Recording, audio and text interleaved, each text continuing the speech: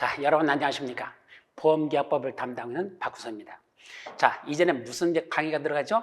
바로 보험계약법 문제풀이 시간이 되겠습니다. 근데 앞에다가 작년까지는 핵심 문제풀이라고 했는데 올해는 명칭을 좀 바꿨습니다. 명품 문제풀이다. 왜 명품이다? 전체적인 문제를 새로 다 구성했습니다. 작년까지 있던 문제들은 그래도 기존에 했던 거 써먹고 또 써먹고 하다 보니까 짜집기가 됩니다. 그럼 짜집기를 하다 보면 중복돼서 나오는 게 있고 중요한 게 빠지는 경우가 있더라고요. 그래서 올해는 아예 처음부터 문제를 새로 만든다는 그런 마음으로 선제를 재구성했습니다. 그래서 이번에는 또 문제도 가장 시험 문제가 출제가 잘 되는 것들 위주로 해서 새로 구성하다 보니까 제가 만들어 놓고도 흐뭇한 기분이 들어서 아 진짜 이건 명품 백이구나. 아니다 우리 명품 강의구나. 그래서 명품 문제풀이라고 명칭을 붙였습니다. 좀 너무 거만하죠? 예, 아닙니다. 그만큼 정성을 들여서 문제 만들었으니까 여러분들이 푸부러 볼 만한 그런 의의가 있을 것이다 라는 말씀을 드리죠. 자, 그러면 이번에 문제풀이는 어떤 식으로 구성했는지 간단하게 설명합니다. 자, 첫 번째는 문제풀이를 왜 하는 거죠? 왜 문제를 풀어야 됩니까? 내가 공부한 게 머릿속에 제대로 들어있는지 이것을 확인하는 작업이 바로 문제풀이입니다. 즉 공부를 했는데 내가 공부한 게 머릿속에 들어있는지 또 그 내용이 제대로 들어있는지 이걸 확인하는 방법은 딱 하나밖에 없습니다. 문제를 풀어보는 방법밖에 없죠. 그럼 문제를 풀면서 그걸 풀어서 맞추면 알고 있는 거고 못 맞췄으면 모르는 거죠.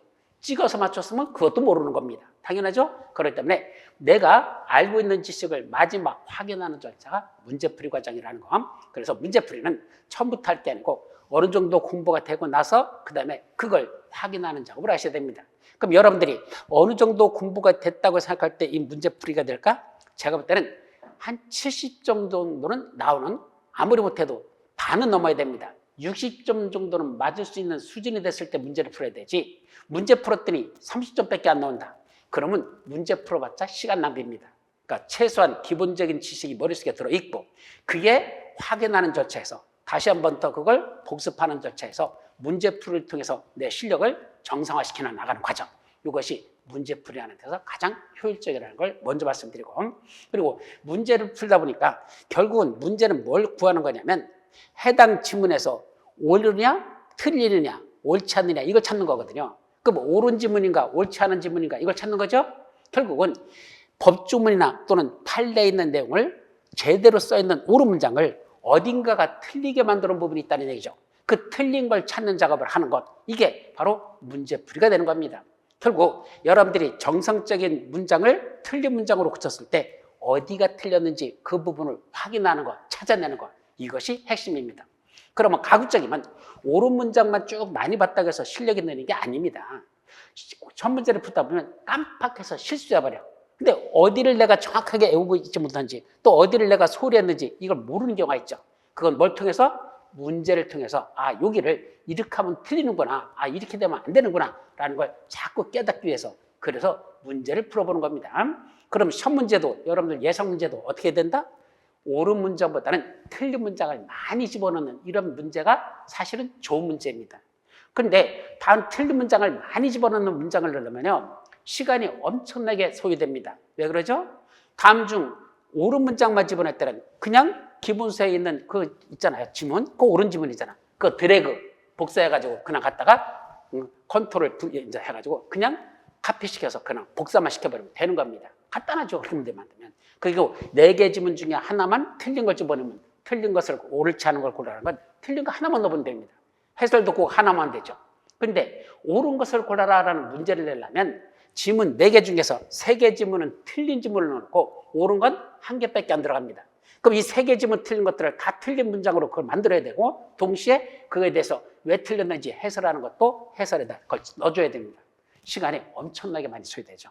그런데 이번에는 여러분들이 그렇게 공부를 해야 틀린 문장을 많이 접해봐야 시험장에서 혜택이 이제 이익이 되기 때문에 가급적 그렇게 만들려고 보통은 다음 중 옳은 것은 두 번째 문제도 다음 중 옳은 것은 세 번째 문제는 다음 중 옳지 않은 것은 이런 식으로 문제를 구성하려고 노력을 했습니다. 그래서 통상 3문제 중에서 2문제는 옳은 것을 고르라는 문제고 한 문제는 옳지 않은 걸 고르라는 문제로 이런 식으로 해서 옳은 것, 옳지 않은 것, 옳은 것, 옳지 않은 것 그런 배열로다가 총 100여 문제를 이렇게 구성했다는 걸 먼저 말씀드립니다. 그렇기 때문에 여러분들이 틀린 문장을 많이 접할 수 있도록 이렇게 가급적 노력을 해야겠다. 자, 어디가 틀렸는지 정확하게 찾아내는 것, 이것이 중요하다는 걸 말씀드리죠. 자, 두 번째로서는 이번 문제는 기본서에 있는 순서대로 거의 그대로 만들려고 노력했어요. 기본서 책을 놓고 하나씩 봐가면서 어떤 게 시험 문제에서 출제가 잘 되고 있고 그 출제 빈도 기본서에 써 있죠? 그걸 위주로 해가지고 그걸 문장으로 다 전체 시험 문제를 만들려고 노력했습니다. 그래서 기본서 순서대로 거의 99%가 기본서 순서대로야. 그걸 하고 맨 마지막 부분에 가서는 판례 문제 중에서 바로 최근 판례들. 즉 우리 기본서는 올해 2024년 6월 달 나와 있는 판례까지만 최대 들어있습니다. 근데 7, 8, 9, 10, 11월 달 요거는 아직 판례가 안 들어있죠. 그걸 맨 마지막 부분에 중요 판례들이 또 나온 게 있어요. 그 중요한 판례들에 관련된 것들은 그것만 별도로 문제를 구성해서 추가적으로 넣어가지고 총 112문제로 구성되어 있다는 것. 그렇게 이해하시면 됩니다. 또 가급적이면 판례와 관련된 내용을 첫 문제에다 아주 많이 집어넣습니다. 그래서 거의 세 문제 중에 세 문제 내지 네 문제 보면 자 판례 문제가 아닌 것, 판례 문제가 아닌 것 거의 그런 정도의 비율입니다.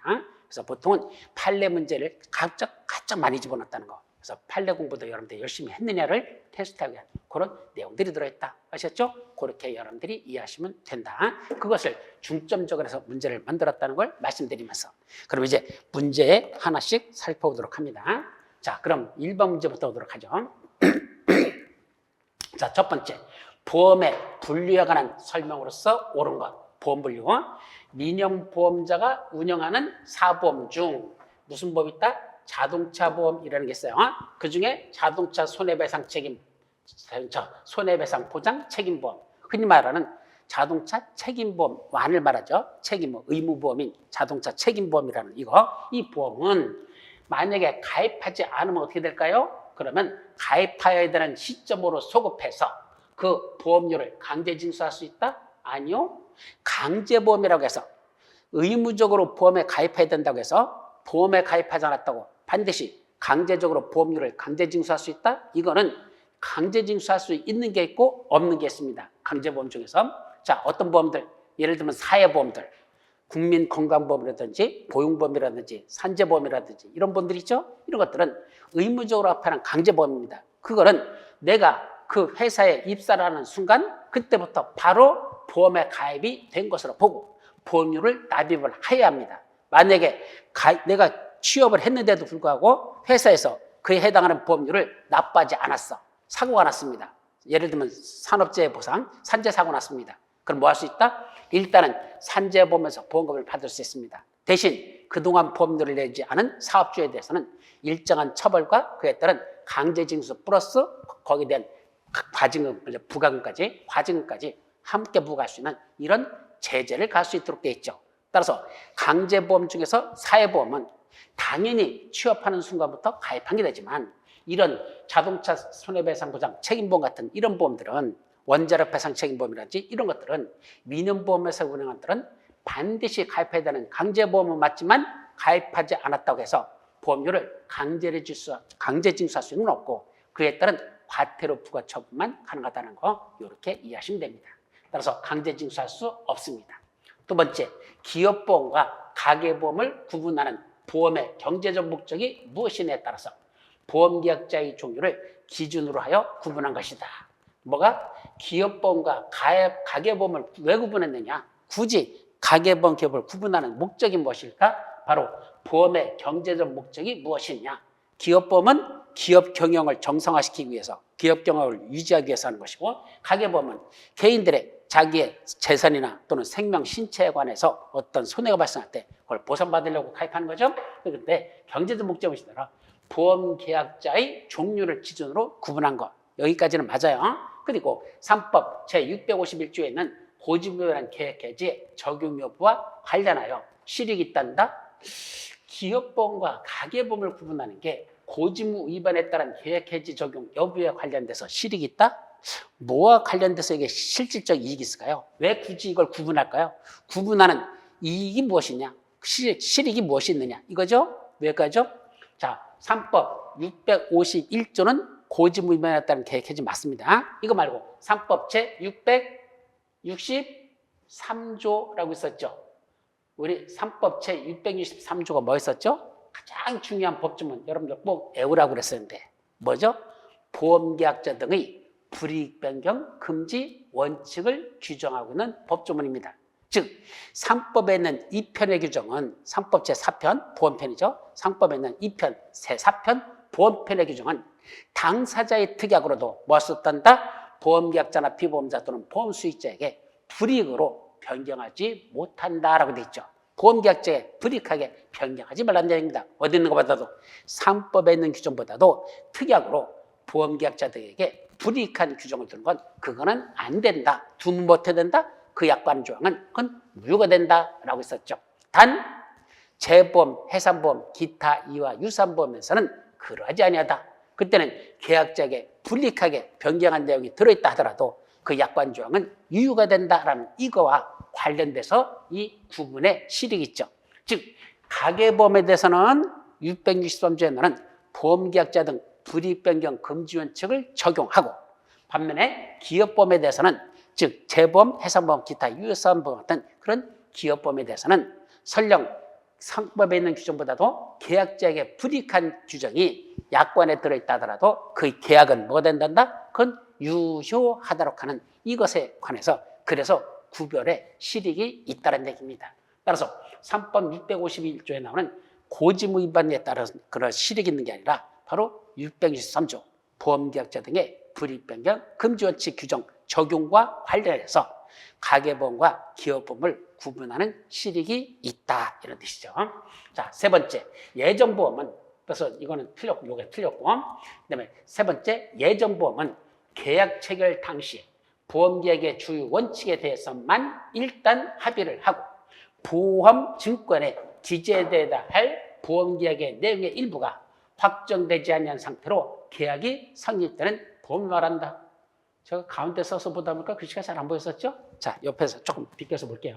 자, 이거는 예정보험이 맞습니까? 예, 맞죠. 왜? 예정보험이란 계약 체결 당시에 보험계약의 주요 원칙에 대해서만 일단 합의를 해놓고 그 보험증권에 기재될 중요한 내용들 있죠. 그 중에 일부가 아직 확정되지 않은 상태로 계약은 일단은 성립되는 겁니다.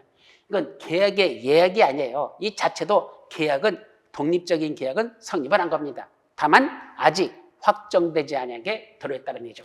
그럼 예정보험의 대표적인 거로서 뭐가 있었죠? 예정보험의 가장 대표적인 거. 기억나는 거. 첫째는 예정보험에 관련된 게 뭐였었죠? 바로 총괄보험이라고 있었죠. 화재보험에 보시면 총괄보험이 있어요. 즉 보험계약 체결 당시에 아직 어떤 보험에 대해서만 자 아직 보험계약이 체결될 당시에 이마트 상품 일체를 보험계약으로 체결한다. 그렇죠? 그럼 이마트 상품 일체하면 그 상품은 매장 안에만 있는 게 아니라 팔려 나가기도 하고 창고에서 다시 매장 안으로 들어오기도 하고 즉 그 보험의 목적이 수시로 뭐 되죠? 변동되는 보험이 되겠죠. 그럼 변동되는 그런 걸 보험의 목적으로 계약을 체결한단다. 그럼 계약 체결 당시에 매장 안에 있는 물건이 그 현존하는 물건이 그게 보험의 목적입니까? 아니라 그랬죠? 그거는 현존한 매장에 현존하는 게 아니라 계약 체결 당시 매장에 현존한 물건이 아니고 보험사고 발생 시 현존하는 물건들 매장 안에 있는 그것이 화재가 났을 때 그때 매장 안에 있는 물건들 그것을 뭐라고 본단다? 보험의 목적으로 한다 그랬었죠.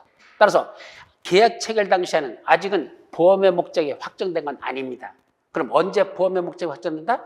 보험사고 발생 시 현존하는 물건들 그것이 바로 보험의 목적이 된단다 그랬습니다. 따라서 계약 체결 당시에 아직 보험의 목적은 정해지지 않고 계약은 성립이 된 겁니다. 그리고 나중에 화재가 나면 그때 매장 안에 있는 물건들 그것이 바로 보험의 목적이 된단다 하셨죠? 그래서 그것도 무슨 보험이다? 예정보험이 되는 거죠. 또 하나 있었죠. 선박 미확정 적하 예정보험이라고 있었어. 즉 선박이 아직 확정되지 아니한 상태에서 적하보험에 가입을 합니다. 그럼 그때 적하보험에 가입을 했는데 아직 어느 배에다 싣고 올 건지 그 선박이 확정되지 않은 거죠. 그럼 선박 확정도 증권에 기재될 중요한 내용이거든. 근데 아직 확정되지 않은 상태에서 일단 계약이 체결됐죠? 그러고 나서 나중에 그 화물이 선적되었음을 안 때는 피보험자는 보험자에게 그 사실을 곧 통지해 줘야 됩니다. 그러면 그때부터 보험계약은 유효한 효력이 발생한단다. 선적되었음을 안 때, 화물이 선적되었음을 알으면 그때 통지해야 되는 의무를 지는 것. 따라서 계약 체결 당시에는 아직 선박이 확정되지 않은 것. 이게 선박 미확정, 적하 예정보험이라 한단다 있었죠. 그리고 또 예정보험에 관한 개념으로서 이게 옳은 정답이 되겠습니다. 4번 3법 제4편 보험편은 상해와 관련된 영리를 목적으로 하는 영리보험에 적용할 뿐 영리활동과 관계가 없는 상해보험이나 상호보험이나 공제 등에 대해서는 적용할 수 없다? 아니죠. 이건 664조에 규정되고 있어요. 그래서 3법 제4편 보험편은 상해와 관련된 영리보험처럼 영리보험에 적용되는 게 원칙 맞습니다. 왜? 상해행위라는 것 자체가 영리 목적이니까 그건 맞는데 그렇다고 항상 이 상법 제4편 보험법은 영리보험에만 적용될까? 아니요. 상해보험이나 그 성질에 반하지 아니하는 범위 안에서만 상호보험이나 공제도 그걸 준용한다 그랬죠. 그래서 적용할 수 없다? 아니요. 준용할 수가 있다는 얘기입니다. 따라서 준용할 수 있기 때문에 4번도 틀린 내용이 되겠습니다. 따라서 옳은 건 3번만 정답이 되겠죠. 자, 여기까지 하고 다음 2번 3법 제663조 즉 보험계약자 등의 불이익변경 금지원칙에 관한 설명서 옳은 것 1번 보험계약의 특성 중에 하나인 부합계약성은 자 보험계약의 특성은 뭐 선의계약성 뭐 여러 가지가 있었죠. 그 중에 뭐가 있단다? 부합계약성을 갖는다라고 했죠. 부합계약이 뭐죠? 계약 체결 당사자 중에 일방이 그 계약의 내용을 자기가 사전에 미리 정하고 상대방은 그거에 대해서 선택의 권한만 갖는 그런 계약을 부합계약이라 그랬었죠. 따라서 이 보험계약도 보험자가 일방적으로 계약의 내용을 정하고 보통 보험약관으로 나타나죠.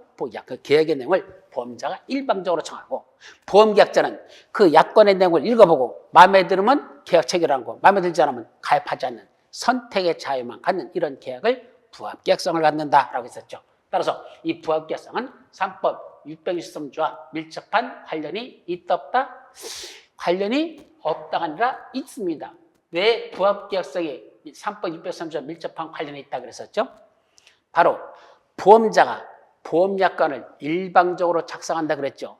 그럼 보험자가 약관을 일방적으로 만들다 보면 그 속에는 뭐가 들어갈 가능성이 있다? 보험자 자기에게 유리한 내용이 들어가고 보험계약자한테 불리한 내용이 은연중에 속에 들어갈 가능성이 상당히 높다는 얘기입니다. 그러다 보니까 계약자한테 더 불리한 내용이 들어올 수 있었죠.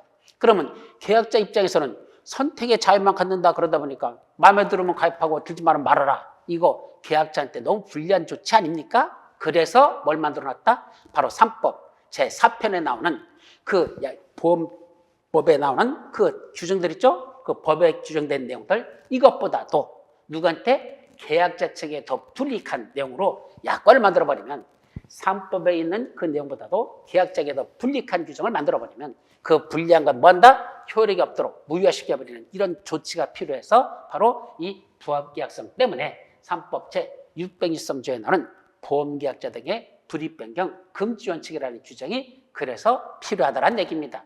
당연히 밀접한 관련이 있다 이 말이죠.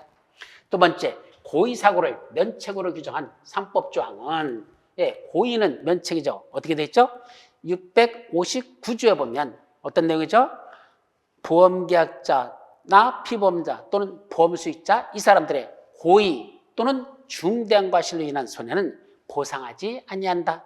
면책이라는 얘기입니다. 따라서 고의사고를 면책으로 규정한 3법 조항은 보험제도의 악용을 막기 위한 것으로서 뭐라고 한다? 절대적 강형 법규를 인정하는 것이 약관과 판례 입장이다. 자, 옛날에는 이 말 틀리지 않았었어요. 아주 오래전 출제된 문제들은 고의사고는 절대로 보상하지 못하는 절대적 면책 규정으로 두고 있었습니다. 그런데 최근에는 그렇게 보지 않습니다. 절대적 강형법규 규정으로 보지 않습니다. 즉 659조에 나오는 조항에서 고의사고는 면책이라는 건 절대적 강형법규로 보지 않는다는 얘기입니다. 거기서 왜 그럴까요? 자, 고의사고도 보상하는 보험이 있잖아요. 무슨 보험 있죠? 바로 보증보험.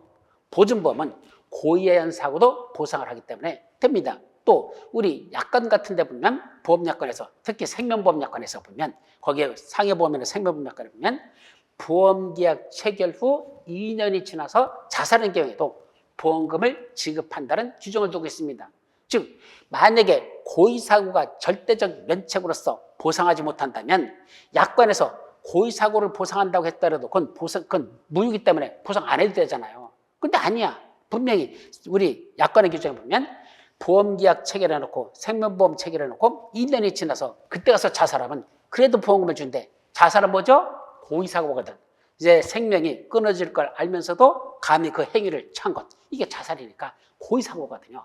그런데도 보험금을 지급한다고 약관에서 규정하고 그 약관은 그럼 무효다? 절대적 강연법규로 본다면 그건 무효가 되겠죠. 아닙니다. 그건 상대적 강연법규성을 갖는 거로 봐야 된다. 그것이 지금의 현재 약관과 판례입장이고 최근의 시험 문제도 그런 방향에서 출제되고 있다는 걸 조심하시기 바랍니다.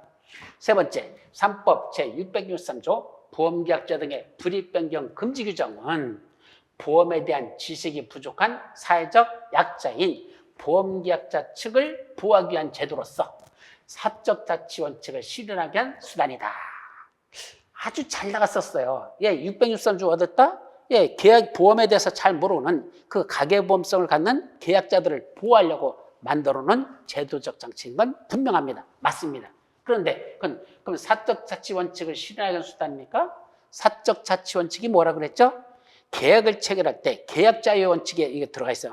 즉 계약 같은 걸 체결할 때 당사자 간에 자기들이 그냥 알아서 합의해서 정한 건 그대로 효력이 발생하도록 하는 거. 이게 사적 자체예요. 즉 개인적으로 스스로 처리할 수 있는 원칙이라는 뜻입니다. 즉 자기들끼리 알아서 합의해가지고 결정을 했어. 야, 우리 이렇게 할까? 상대방이 뭐죠? 그렇게 하자라고 합의를 했어. 그럼 그대로 효력이 발생하는 게 이게 사적 자치 원칙이거든요. 그러면 그걸 실현하려고 663조라는 규정을 둔 겁니까? 아닙니다. 이 사적 자치 원칙은요, 가장 큰 문제점이 뭐가 있죠? 바로 당사자 간에 대등한 지위에 있을 때는 사적 자치 원칙이라는 게 얼마든지 좋은 제도고 그게 실효성이 있는 겁니다. 그런데 갑을관계에서 갑이 절대적인 위치를 차지하고 을은 경제적 약자라면 이건 사적 자치 원칙이라는 명목하에 사실은 불평등한 계약 체결되는 게 남발되고 있는 게 현실입니다. 여러분들 회사에 취업할 때 내가 가가지고 그 사장님하고 나하고 다리 대등하게 마주 앉아가지고 사장님 제가요 이전 능력 있으니까 저한테 얼마 주시죠. 그렇게 감히 협의할 능력이 있습니까? 어림도 없습니다. 통상 처음에 취업할 때는 뭐죠? 회사가 먼저 제시를 하죠. 얼마 줄 테니까 너 들어올래? 그러면 내가 그거 갖고 됩니까? 더 주셔야죠. 감히 이렇게 할 수 있는 대등한 지위가 됩니까? 아니죠. 절대적인 강자와 약자의 위치에 있는 거죠. 그래서 사장님은 갑이 되는 거고 여러분은 의뢰 위치에 있습니다. 이럴 때는 아무리 합의해서 정했다 하더라도 여러분들에게 불이익한 내용이 얼마든지 들어갈 수 있는 게 그게 현실적인 거죠. 그렇기 때문에 보험자는 보험에 대해서 잘 알고 있는 갑의 지위고 보험계약자는 보험 지식이 아주 일천한 사람들 돼서 보험에 대해서 아무것도 모르는 사람들이 가입할 수 있거든요. 그러니까 경제적 약자였던 게 바로 보험계약자, 특히 가계보험에서의 보험계약자들이 됩니다. 따라서 이 대등한 관계가 아니기 때문에 사적 자치 원칙을 그대로 적용하면 계약자한테 불리한 내용이 들어갈 수 있죠. 그래서 그걸 방비하기 위해서 상법에다가 663조에서 상법에 있는 규정보다도 계약자에게 더 불이익하게 변경하는 그런 특약을 맺으면 그런 계약은 전부 다 뭔다? 무효화시켜버림으로써 바로 보험계약자를 보호하려고 만들었죠. 따라서 이 663조 조항은 사적 자치 원칙을 실현하는 게 아니라 제약하기 위한 수단이다 라고 해야 되면 제한하는 겁니다. 사적 자치 원칙을 그대로 실현하는 게 아니라 사적 자치 원칙을 제약하는 그런 효과가 있는 게 663조의 법조문이다 라는 뜻이죠. 따라서 이것도 틀렸고 옳은 걸 고르라고 했어요. 그럼 1, 2, 3번 다 틀렸고 정답 4번이네. 그럼 볼 것도 없이 보험계약자 등의 불이익 변경 금지 규정이 적용되지 않는 무슨 보험? 기업보험은 모든 기업보험이 아니라 그 기업보험 중에서도 재보험, 해상보험, 기타 이와 유사보험이다 그랬었죠. 그래서 기타 이와 유사보험에는 뭐 어떤 게 있었죠? 항공보험 같은 것들 그런 것들도 여기 들어있습니다. 근데 조심할 건 기업보험 중에서도 재보험, 해상보험, 기타 이와 유사보험에서 그러니까 모든 기업보험이 아니에요. 예를 들어서 삼성전자에서 화재보험에 가입하거나 자동차보험에 가입한다고 가정을 하죠. 삼성전자가 가지고 있는 건물들이 있을 것이고 자동차, 회사 자동차들이 있겠죠. 그걸 보험에 가입한다고 가정합니다. 그때는 누가 가입하는 거니까 삼성전자라는 기업이 가입하는 거니까 그건 당연히 그 화재보험, 자동차보험도 그것도 기업보험 맞습니다. 기업이 주체가 돼서 보험에 가입하면 다 기업보험이니까 자동차보험, 화재보험이라서 다 가계보험이 아니에요. 여러분들이 가입하면 가계보험이면 회사 명의로 가입하면 그건 기업보험이 되는 겁니다. 그건 맞아요. 그런데 기업보험이라고 다 603조 적용되는 게 아니고 바로 재보험, 해상보험, 기타 이하 유사보험들 이것만 사적자치 원칙이 적용되는 바로 기업보험의 성격으로서 그때는 상법에 있는 규정보다도 계약자에게 상법 4편에 있는 내용보다도 계약자한테 더 불리한 그 기업에게 더 불리한 약정을 했다 하더라도 그 약정은 무효가 아니라 유효로 보는 그런 보험은 바로 재보험, 해상보험, 기타 이와 유사한 보험에서만 그렇다는 걸 조심해서 기억해 주시면 됩니다. 그래서 일단은 이건 옳은 정답이 되겠습니다. 정답은 4번이 되겠죠. 다음 문제로 넘어갑니다. 다음 3번 상법 제663조 보험계약자 등의 불이익 변경 금지 여과는 설명으로서 옳지 않은 것. 자, 1번, 2번은 옳은 걸 골라라 했죠. 그 다음에는 옳지 않은 것입니다. 또 시험 문제도요. 틀린 것은 이렇게 내지 않습니다. 틀린 것이라고 내지 않고 옳지 않은 것 이게 최근에 시험 문제 내용은 전체적인 흐름이기 때문에 이렇게 문장도 썼다는 거. 또 다툼이 있는 경우에는 판례에 의함. 전부 다 요새 그렇게 문제를 해요. 다툼이 있는 경우는 판례에 의함이라고. 이것도 요새 시험 문제 나는 패턴이라는 걸 기억하시면 됩니다. 자, 그렇다면 옳지 않은 걸 골랐으니까 항공기 기체보험, 항공보험 중에는 여러 가지가 있죠. 항공보험이죠. 우리 비행기와 관련된 보험입니다. 항공보험은. 근데 기체보험이라는 건 항공기 그 비행기 자체가 어떤 사고로 손해볼 수 있죠. 그럼 그거에 대한 항공기 기체보험입니다. 또 거기 승무원들이 타고 있죠. 그 승무원들이 있는 상해보험 또는 거기 비행기에 탔던 승객들이 이 비행기의 어떤 잘못으로 인해서 승객들이 돌아가시거나 다치면 그에 따른 손해배상금이 주어지죠. 그때 그 승객들에 대한 배상책임보험 같은 것들 이런 것들이 어디 들어있다? 항공보험 속에 들어있습니다. 그 중에 하나인 항공기 기체보험에 가입했다면 그 항공기 기체보험은 이건 무슨 보험이죠? 기업보험의 성격입니다. 아까 말한 해상보험과 같은 성격으로서 이것도 예를 들면 아시아나라든지 또는 대한항공이라든지 진웨이라든지 이런 바로 그 비행기 회사들이 자기들이 항공기 기체보험에 가입하는 거니까 이건 기업보험의 성격을 갖습니다. 여기에서 고지무 위반 시에 보험자가 계약을 해지할 수 있는 기간을 3년이 아닌 5년으로 규정한 약관 조항은 자, 이건 무슨 말이죠? 원래 고지무를 위반하면 고지무범 사실을 안 보험자는 그 고지무범 사실을 안 날로부터는 얼마 기간에 1월 내 보험계약이 체결된 날로부터는 최장 몇 년이죠? 3년 이내에 하나여 고지무 위반을 한 계약을 해지할 수 있습니다. 즉 고지무 위반으로 인해서 보험계약자 등의 고지무 위반을 해서 보험자가 계약을 해지하는 건 언제까지만 해지할 수 있다? 거기에 대한 제척기간을 정했죠? 소멸시효라고 하잖아요. 제척기간을 하죠. 그 제척기간은 고지무반 사실 보험자가 안 날로부터는 1월 내에 하나요. 보험계약이 체결된 날로부터는 3년 이내에 한해서만 계약을 해지할 수 있다라고 상법에서 규정하고 있습니다. 그죠? 그런데 그 보험자가 계약을 해지할 수 있는 기간을 3년이나 5년으로 규정하고 있는 약관 조항에 들어간 얘기입니다. 자, 그러면 일반적으로 663조에 의하면 상법 제4편에서는 뭐라고 규정했는데 그때는 원칙적으로 고지무이라는 계약 해지는 아무리 길어봤자 최장 3년 이내에 해지할 수 있다. 3년이 지나버리면 더 이상은 고지무 위반한 계약 해지를 주장할 수 없다고 되어 있는데도 불구하고 몇 년? 5년까지는 해지할 수 있다고 하면 누구한테 유리한 거죠? 보험자한테 유리한 거고 보험계약자한테는 불리한 거죠. 원래는 고지무 위반할 때는 최장 3년까지만 해지할 수 있다고 됐으니까 3년 지나면 해지 못한다야. 그럼 계약자가 보호되는 거죠. 근데 아니야. 5년 내까지는 해지할 수 있다. 이렇게 더 연장시켜버리면 보험자는 해지할 수 있는 기간이 더 늘어나는 거고 계약자는 보호받을 수 있는 기간이 줄어드는 게 되겠죠. 자, 그러면 계약자한테 불리하게 변경한 건 맞는 약관입니다. 자, 그 약관 무효다, 유효다. 자, 원칙적으로는 가계보험에서는 그건 무효가 되겠죠. 근데 이 항공기 기체보험 뭐랬죠? 그건 항공보험은 바로 기업법적 성격을 갖는 그런 사적 자치 원칙 기준으로는 기업법의 성격을 갖기 때문에 663조 적용을 배제시켜 버립니다. 따라서 비록 상법의 규정보다도 계약자 측에게 불리하지만 이건 무슨 법이니까 바로 663조에서 적용이 배제되는 기업법의 성격을 가지므로 그 약관은 뭐 된다? 유효하다는 얘기입니다. 따라서 옳지 않은 걸 골랐을까? 이건 유효하다, 옳은 지문이 되겠습니다. 2번 수산업 협동조합 중개가 실시하는 어선공제는 뭐죠? 바로 고기잡이 배들, 영세어민들이죠. 그분들이 가입하는 게 바로 직접 해상보험으로서 그 선박보험에 가입할 수도 있어요. 어선공제가 아니라 일반 보험에서 선박보험에 가입할 수도 있어. 근데 보험료가 뒤지게 비쌉니다. 즉 보험료가 너무 비싸니까 그렇게 하지 않고 수산업 협동조합 중앙에서 운영하고 있는 그 공제에 가입을 합니다. 그게 어선공제에 가입을 한 거죠. 자, 그러면 이때 이건 결국 무슨 보험이죠? 현재 어선공제도 선박에 관련된 보험이잖아. 선박보험이니까 무슨 보험이다? 해상보험입니다. 그럼 좀 전에 기업보험의 성격에서 재보험, 해상보험, 기타 유사보험 그때는 663조 보험계약자 등 불입변경 금지 조칙을 적용하지 않는 기업보험이라 그랬습니다. 그러다 보니까 해상보험이니까 그럼 663조 적용하면 될까? 안 된다는 얘기입니다. 설령 어선공제는 해상보험의 성격을 갖는 건 맞아.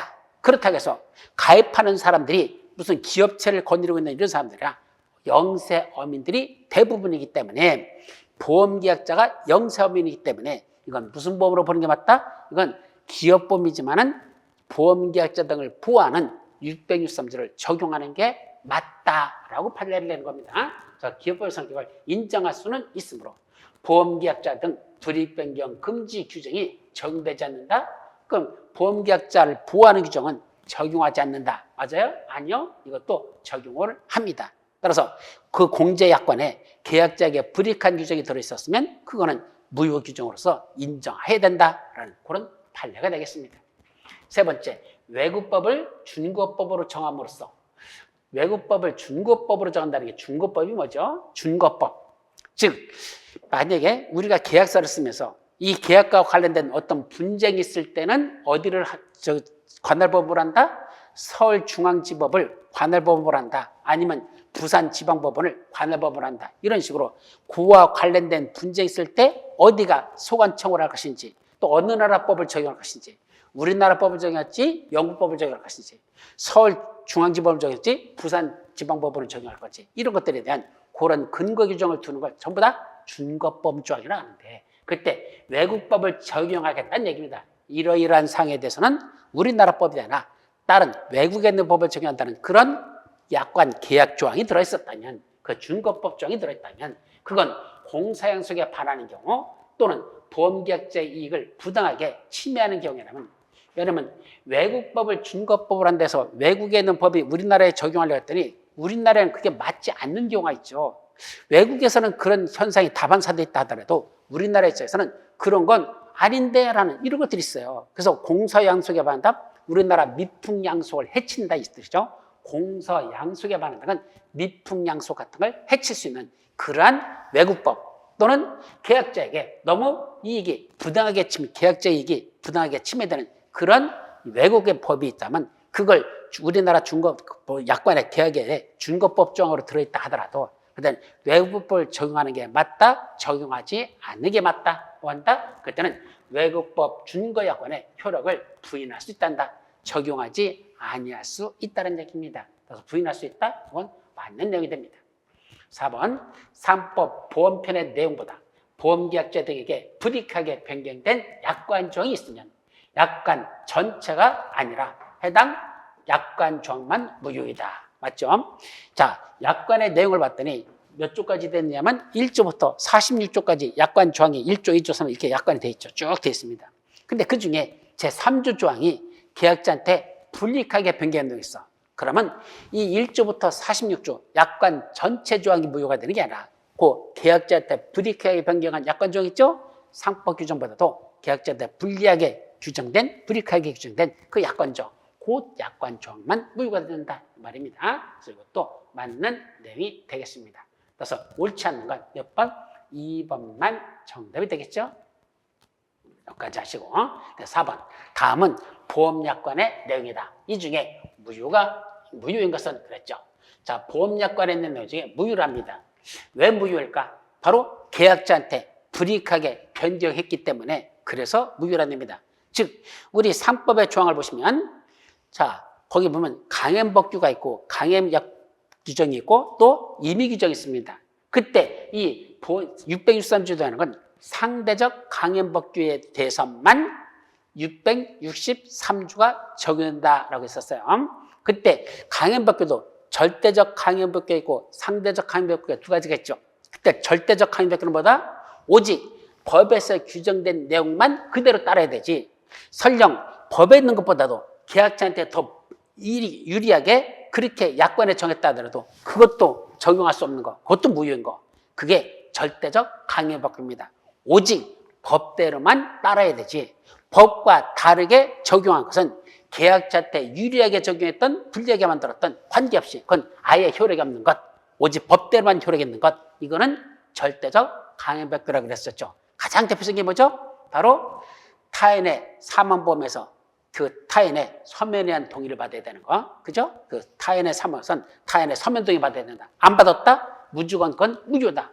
설령 계약자한테 유리하게 변경된 내용이 거기 들어있다 해도 그래도 무효다라는 게 바로 절대적 강행법규입니다. 반면에 상대적 강행법규는 아니야. 가계보험에서 적용하는데 그때 계약자한테 법조항보다도 더 유리하게 규정했으면 유리한 그 규정대로 효력이 발생하고 상법에 있는 것보다도 계약자한테 불리하게 규정된 그것만 무효화시켜버리는 것. 아주 계약자한테 유리하게 적용한다. 유리한 조항을 집어넣었다. 상법에는 이러라고 됐는데 약관에서는 아니야. 계약자한테 더 유리한 내용이 들어있어. 그거는 효력이 있어 일단. 그런데 상법에 있는 조항보다도 계약자한테 불이익한 내용이 들어있다. 그 불이익한 내용이 들어있는 그 약관 조항. 그거는 무효화시켜버리는 거. 그거는 상대적 강행법규의 성격을 갖는 것이다. 그랬었죠. 또 임의법규는 일단은 당사자나 합의한 내용이, 즉 계약의 내용이 우선 적용됩니다. 다만 계약의 내용에 없거나 계약의 내용에서 그게 빠져 있어. 그때는 뭘 적용한다? 그때는 우리 법에 있는 조항을 적용하는 이때 법조항을 임의법규로 한다 그랬었죠. 그러면 663조가 적용되는 건 그중에 뭐죠? 상대적 강행법규만 바로 663조 적용 대상이 된다라고 했었어요.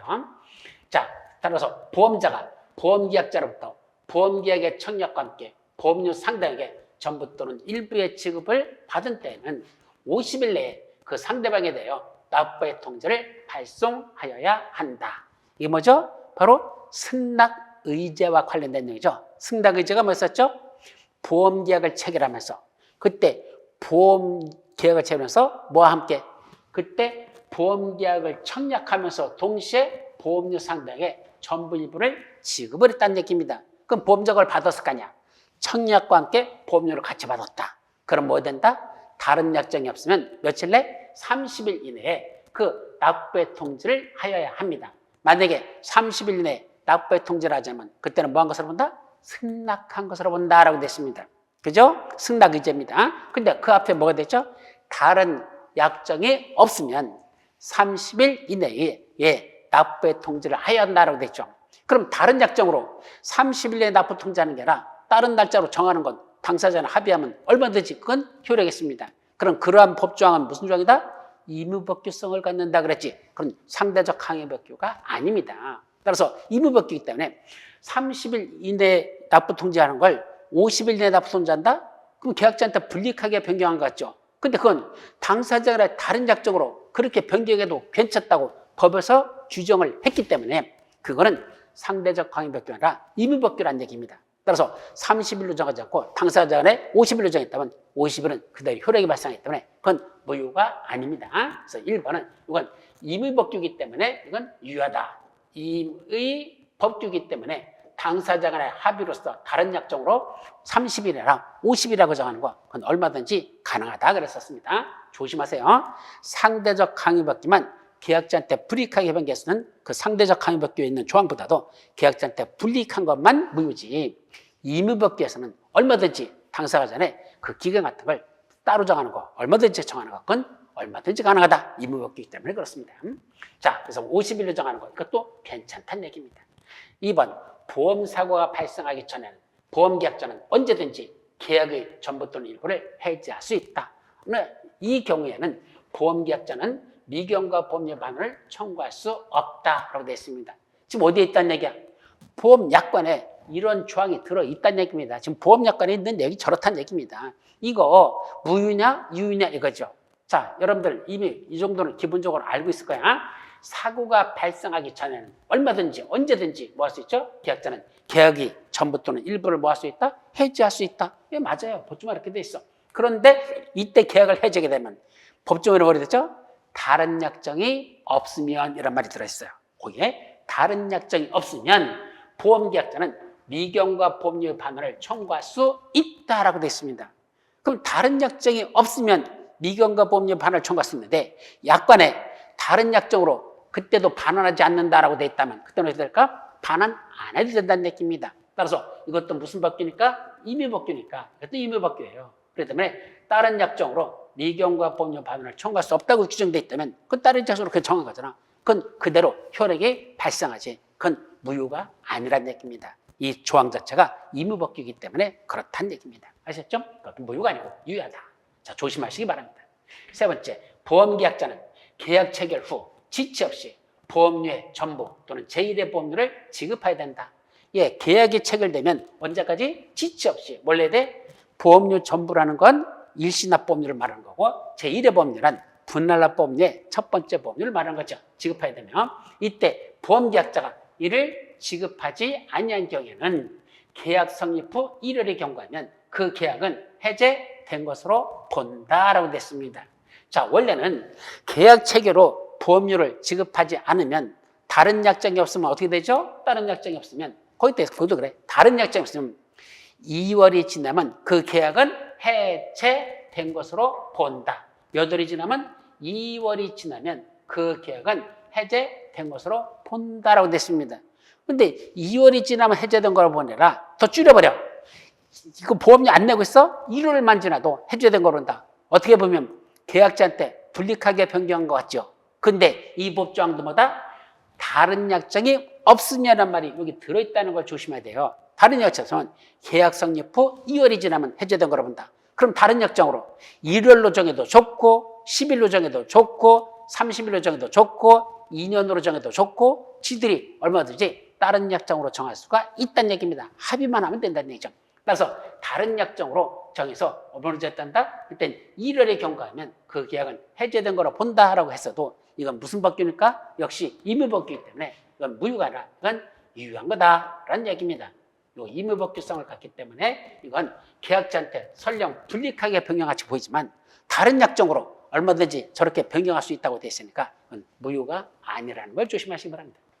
자, 4번 보험계약의 당사자는 보험증권의 교부가 있는 날로부터 며칠 내 원칙적으로는 일정한 기간 이내에 하나요. 그 증권 내용의 전부에 관한 이의를 할 수 있습니다.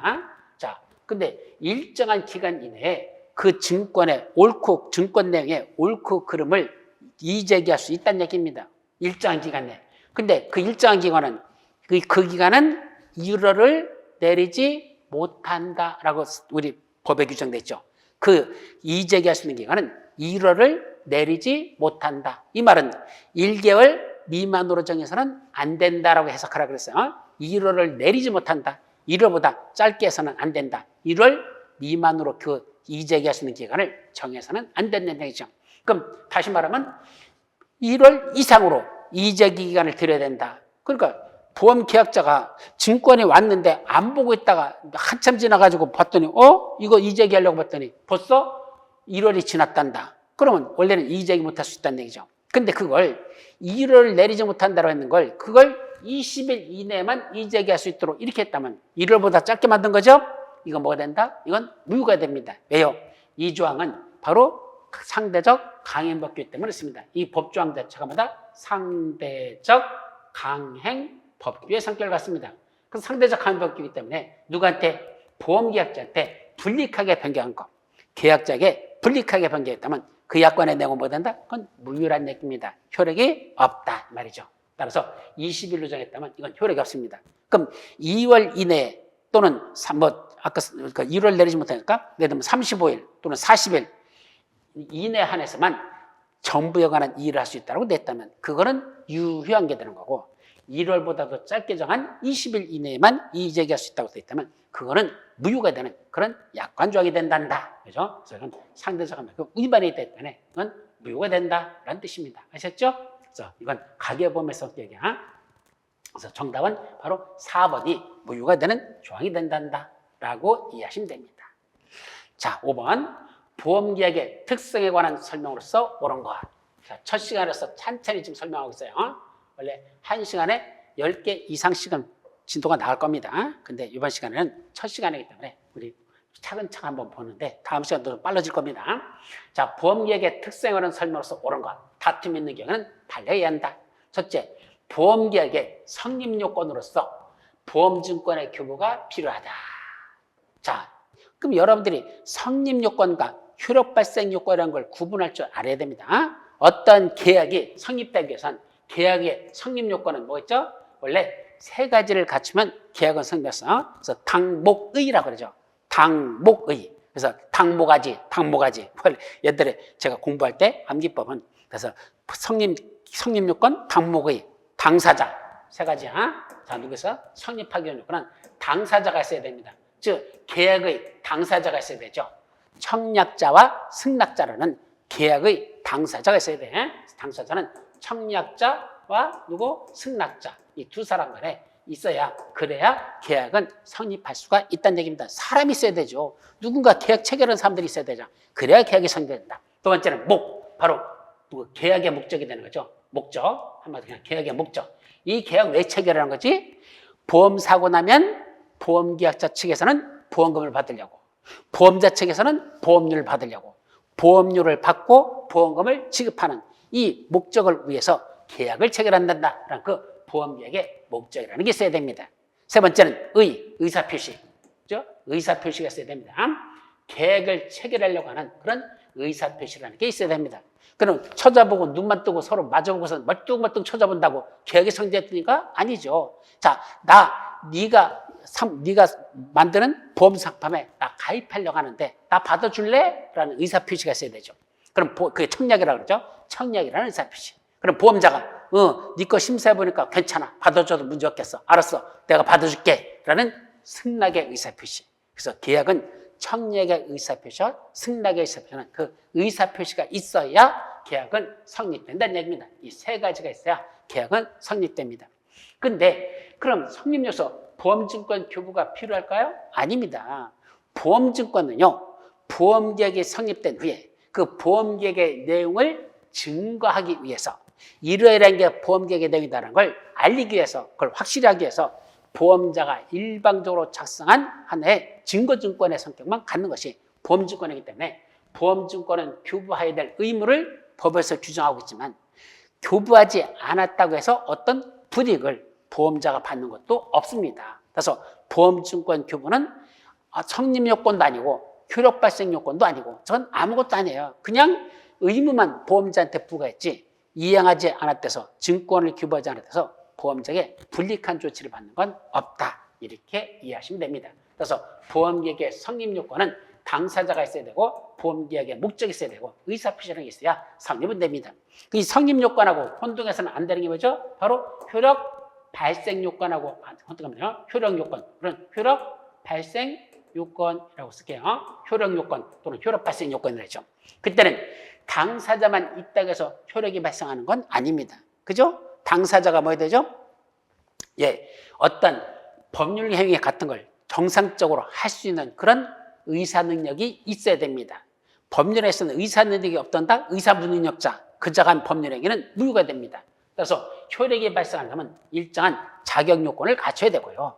근데 이 목적도 확정적이어야 되고 적법해야 되고 확가적사. 그래서 어떤 그런 가능성이, 실현 가능성이 있어야 되고 이런 어떤 사회적 타당성이 있어야 되고 그런 일정한 목적이 그냥 예를 들면 사람을 죽이려는 목적, 그건 적법한 게 아니잖아요. 사회적 타당성도 같지 않잖아요. 그러니까 그 목적은 그건 무효가 되는 거예요. 사람을 죽이기 위한 목적으로 계약을 체결한다. 그럼 무효가 되는 겁니다. 그렇기 때문에 일단은 계약은 성립될지언정 그 목적이 뭐하기 때문에 확가적사라고 그래요. 확가적사. 그래서 확정적이어야 되고 가능성이 있어야 되고 실현 가능성이 있어야 되고 그다음에 적법해야 되고 그다음에 그 화가적사, 사회적 타당성을 갖춰야 되고 등 그런 요건을 갖춰야지만 그 목적은 효력이 발생한다는 얘기입니다. 그리고 마지막으로 의사표시가 있어야 되죠. 근데 의사표시가 왜곡되는 경우가 있죠.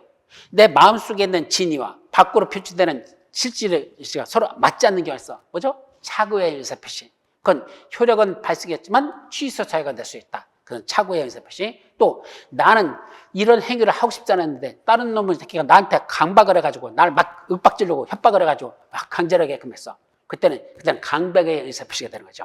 또 내가 속에 있는 진의하고 밖으로 표출되는 실질적 행위하고 이게 일치되지 않는 게 있죠.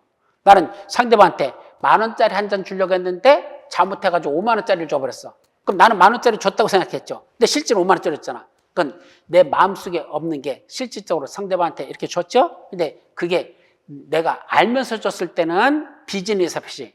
원래는 서로 간에 통정 허위 표시가 돼요. 그래서 너도 알고 나도 알면서 그냥 가짜로 야 지금 내가 50,000원 주는데 너 저기 10,000원짜리 받았다고 해? 나도 그렇게 얘기할게. 소리했어. 그건 통정 허위 표시.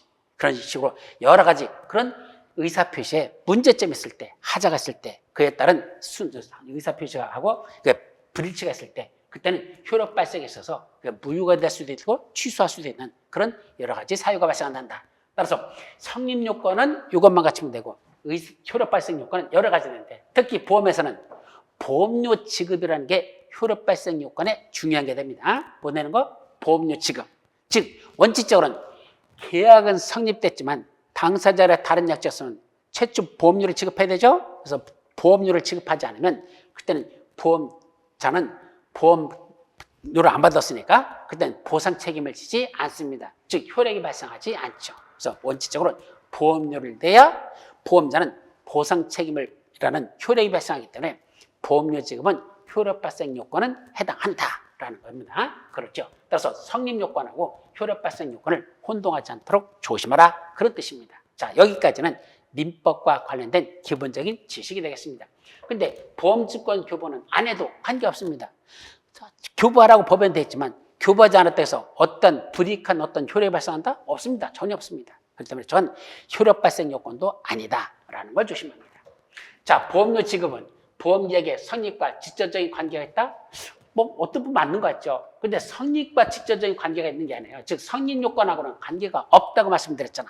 성립 요건은 보험계약자의 청약과 보험자의 승낙이란 의사표시의 합치만 있으면 계약은 성립된다 그랬지. 보험료를 내야지만 계약이 성립된다? 아니란 얘기입니다.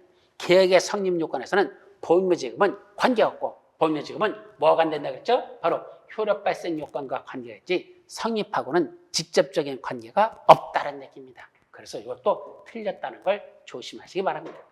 자, 세 번째, 보험자의 보험약관 설명의 보험 의무는 보험계약자의 선의계약성과 밀접한 관계가 있다. 기본적인 법조문들은 생략을 해버렸어요. 그래서 조금 어려워요, 지문들이. 자, 여기도 보세요.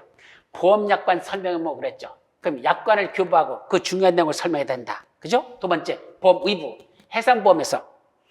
자, 해상보험에서 보험 사고가 났는데 손해액을 산정하기가 어려운 경우가 있죠. 그때는 보험자에게, 이 피보험자는 보험자에게 의무를 선언하죠. 나는 이걸 포기하고 너한테 넘길게. 이게 의무야. 너한테 이걸 줄게. 이 보험 목적물 내가 회수할 가능성이 없어. 그러니까 이건 어차피 나는 포기할 테니까 네가 가져가고 나중에 회수하면 네가 갖고 대신 보험금의 전액을 나한테 주세요라는 걸 선언하는 거. 이게 의무 선언이거든요. 그런 보험 의무는 계약의 선의성과 밀접한 관계가 있을까? 관계가 없다라고 봐야 됩니다. 자, 여기서 이제 어려운 게 이거 보험계약의 선의계약성이란 말이 이게 좀 문제가 있어요. 우리나라에서 말하는 보험계약의 선의계약성은 보험계약자 측에게만 선의계약성을 요구하지 보험자 측에는 선의계약성을 적용하지 않는 게 원칙입니다. 그런 개뻑다 같은 소리가 어디 있느냐? 말이 안 되죠. 보험계약은 선의계약서라는 건 착한 사람만 보험 들어라 보험에 가입하자는 얘기입니다. 그러면 계약자만 착한 사람, 즉 보험 사기 안 치려는 사람만 보험계약에 들어옵니까? 아니죠. 반대로 보험자도 사기치면 안 되죠. 계약자를 가지고 지들은 보험 지식을 가지고 보험을 모르는 계약자를 데리고 사기치는 그런 짓 하면 안 되잖아요. 둘 다 선의계약성을 가져야 되는 게 마땅합니다.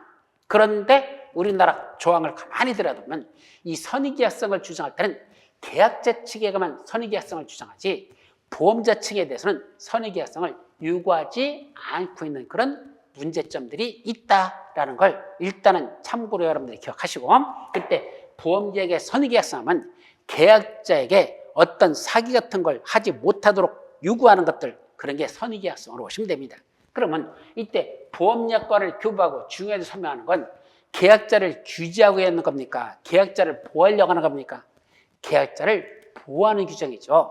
약관에 중요한 내용을 설명을 못 들었어. 그럼 보험계약자는 설명 못 들었으면 뭐 할 수 있다? 그 계약이 성립한 날부터 3개월에 그 계약을 뭐 할 수 있다? 취소할 수 있다. 예, 보험계약자에게 권한을 주는 겁니다. 이건 선의계약성은 보험계약자를 규제하려고 만들어 놓은 조항들이, 그죠? 그게 선의계약성이고, 이건 계약자를 규제하는 게 아니라 계약자를 보호하느냐니까 선의계약성은 관계가 없습니다. 또 보험의무도 해상사고가 났는데 손해액을 산정하기가 어렵잖아요. 그때는 일단 추정전손이 발생했다. 그러면 추정전손, 실제로 손해액이 발생하고 추정이 된다는 얘기죠. 그러면 전손사고로 추정이 된다면 그때는 더 이상 손해액을 산정하지 않고 보험자에게 우의부를 선언하고 보험금을 전액을 주세요 라고 요구할 수 있잖아. 그건 계약자를 규제하려고 만든 제도가 아니라 보험료는 계약자를 보호하려고 만든 내용입니다. 그래서 뭐와 관계없다? 선의계약성과는 밀접한 관계가 없다라고 했어야 되는 겁니다. 아셨죠?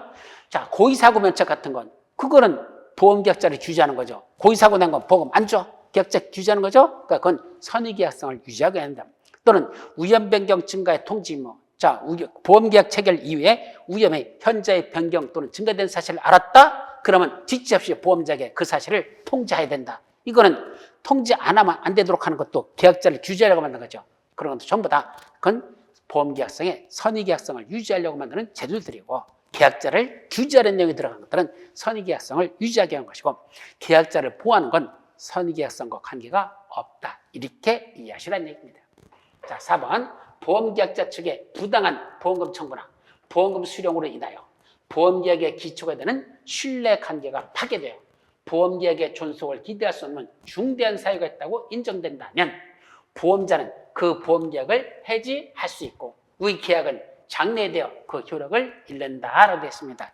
이거 시험 문제 출제 가능성 상당히 높은 질문입니다. 이게 언제 나온 판례죠? 여러분들 2020년 10월 29일 날 선고된 판례입니다. 해설에 여러분들 해설에 보면 들어있어요. 2020년도 나온 판례입니다. 그렇게 긴 최근 판례에 속하죠. 이게 뭐였었죠? 일반적으로 다수 계약을 체결해 놓고 그래선 조금 다치면 병원에 가서 뭐 6개월 동안 입원하고 앉아서 입원비만 받는 게 뭐 1억 3천이라는 돈, 이런 개떡 같은 이런 보험 사기에 비슷한 현상들이 많이 발생하잖아요. 근데 이걸 보험 사기라고 하기도 애매한 그런 경우가 있어요. 왜? 보험자가 지들이 받아놓고 지들이 그 보험 다 체결한 거 아니야. 그래 놓고 사고 나면 죽게 하는데 그게 한두 건도 아니고 워낙 많았다는 얘기죠. 그래서 문제가 됐습니다.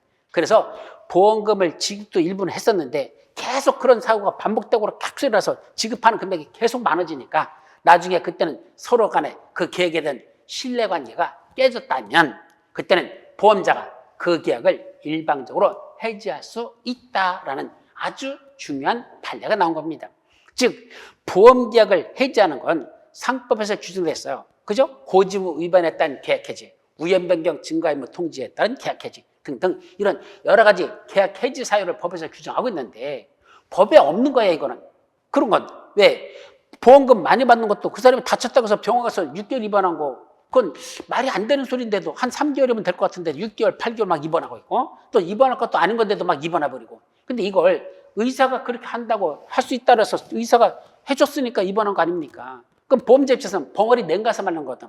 한두 건도 아니고 그게 반복되고 있다? 그때는 서로 간의 신뢰관계가 깨졌다면 그때는 뭐 할 수 있다? 그 계약 해지할 수 있다. 이건 상법의 규정이 아니라 서로 간의 신뢰관계의 그런 서로 상실에 의한 계약 해지로서 인정하는 아주 중요한 그런 대부 판례가 되고 이때 계약은 장래에 대해서만 그 효력을 잃는다. 계약을 해지했으니까 앞으로 미래에 대해서만 효력을 잃도록 만드는 이런 중요한 판례가 나왔었다는 거 이건 옳은 설명이라는 걸 여러분들이 조심해서 기억해 두도록 합니다. 자, 여기까지가 5번까지만 풀었어요. 그래서 다음 시간에 나머지 문제들 이어서 풀어보도록 합니다. 자, 여러분 수고하셨습니다.